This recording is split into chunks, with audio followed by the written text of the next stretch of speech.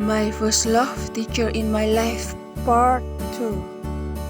Kata orang, cinta pertama adalah cinta yang takkan pernah hilang dari ingatan, selamanya membekas dalam hati. Dan itu benar adanya bagi diriku. Zaneta, gadis yang menjadi cinta pertamaku, merupakan anugerah besar dalam hidup, mengajarkanku tentang arti hidup dan cinta. Welcome in my channel, kisah romantisisme no baper.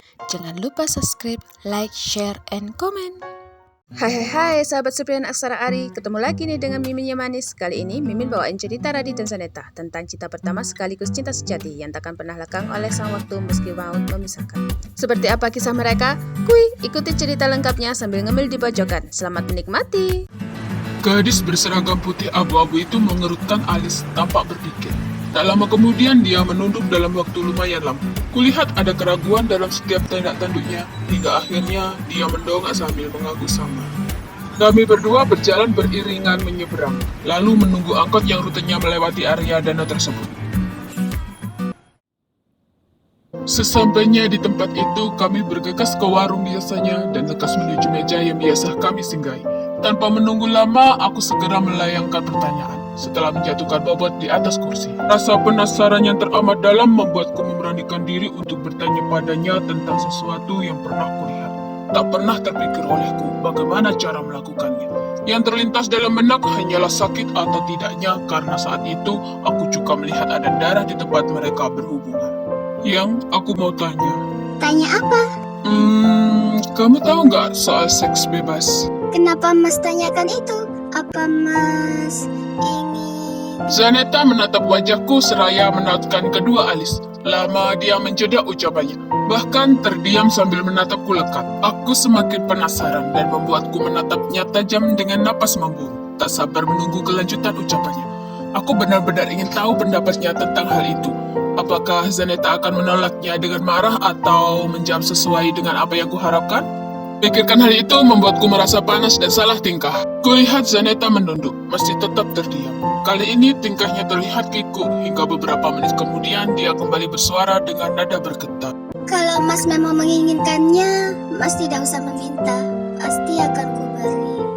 Zaneta masih menunduk dalam, menghela napas panjang berkali-kali. Dia tak kunjung berucap lagi. Entah apa yang sedang dia pikirkan. Hal itu membuatku berpikir. Apakah dia mengatakan hal itu karena melihat sikapku barusan? Apakah rasa penasaran itu membuatnya takut? Apakah dia mengatakan itu sengaja dan terpaksa? Mungkinkah dia menyesal telah berucap seperti itu? Semua tanya itu menjejal dalam benak. Di saat hati dan pikiranku bingung karena hanya dengan satu pertanyaan saja tanpa rayuan gombal dia mau memberikannya. Bahkan tanpa berbelit-belit. Aku pun kembali bertanya. Yang, bukankah hal itu akan membuatmu sakit? Karena itu pasti akan ada darah dan kamu pun tahu itu. Padahal kamu pernah bilang, jangan sampai engkau menyakitiku. Jika itu kulakukan berarti aku telah menyakitimu. Masih dengan tertunduk, gadis berjilbab putih di hadapanku itu menjawab. Tentu saja, itu akan terasa sakit. Tapi mungkin itu hanya sekali. Suaranya masih bergetar. Lagi-lagi dia menghela napas. Aku rela memberikannya karena aku percaya kaulah cinta sejatiku. Namun, aku juga takut jika nanti aku hamil. Meski ku yakin kamu akan menikahiku. Zaneta kembali terdiam. Tak lama kemudian dia mendongak dan menatapku dengan intens.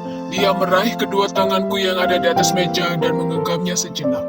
Kasihan anak kita nanti. Sebab anak itu bukanlah anak kita, melainkan anak dari nafsu, nista, dan dosa kita. Ucapnya kemudian. Saat itu aku terdiam, membisu mendengar ucapannya. Aku pun memikirkan ucapannya yang sangat benar menurutku. Perkataannya membuatku tercerahkan. Dalam diamku, Zaneta kembali berkata, Mas kok diam? Aku ikhlas kok. Semua ini kulakukan biar Mas percaya bahwa akulah cinta pertama dan terakhirmu. Suaranya lirih dan masih disertai dengan getaran.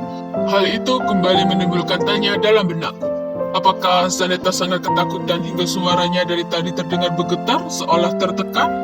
Apa sebenarnya dia pikirkan saat ini? Kulihat Zaneta kembali tertunduk. Namun kali ini ada yang berbeda. Pipinya tampak basah. Sekian menit kami saling terdiam larut dalam pikiran masing-masing. Apa Mas melakukanku dan menganggap gadis yang tak tahu diri? Sejujurnya, aku ingin menolak dengan tegas, tapi aku takut itu akan menyinggung Mas. Apalagi saat ini Mas sedang diliputi rasa yang... Entahlah, Zaneta hanya takut Mas akan marah dan salah paham denganku. Ucapnya sambil terisak. Tidak, Yang. Aku diam karena aku sadar. Meski aku anak berada yang hidup di jalanan, tapi aku masih punya ibu. Dia pasti ingin punya cucu yang sah, bukan seperti yang kau ucapkan tadi. Dan pastinya, aku tak ingin anakku kelak merasakan kesusahan karena tindakanku.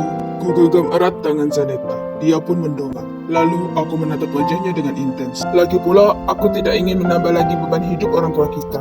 Terlukis senyum ceria di wajah manis kekasihku yang masih basah oleh air mata. Kuulurkan tangan untuk mengikis bulir bening yang ada di pipinya. Zaneta tersipu, lantas bergegas menyingkirkan tanganku.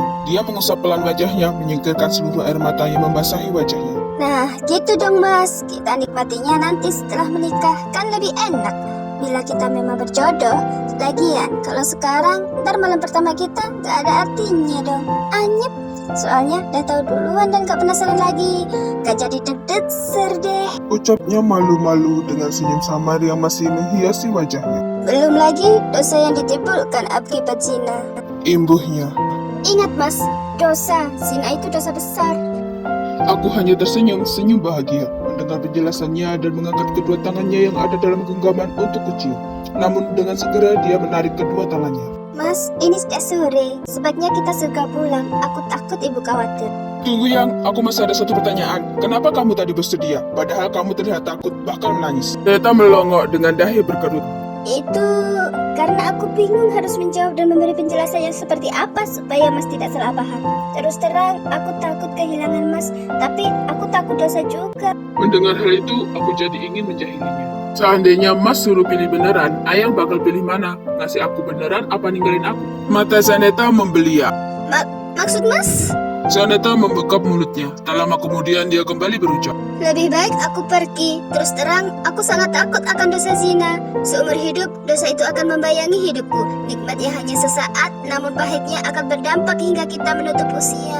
Kini kekasih sejatiku kembali terisak dan aku merasa sangat bersalah. Maaf, aku gak serius, aku hanya bercanda. Aku gak akan sanggup merusak melati putihku dan suci. Aku meraih tangannya dan mengelusnya pelan penuh kasih sayang. Sebaiknya kita lekas pulang. Baiklah, ayo. Ucapnya sambil manggut-manggut. Kami beranjak meninggalkan warung yang ada di pinggir danau itu, melangkah beriringan menuju jalan besar dengan hati yang berbunga. Sejak saat itu, aku mulai membatasi diri dalam pergaulan bebas, berbaur hanya untuk mengais uang, karena hanya hal itu yang mampu kulakukan selama aku masih sekolah.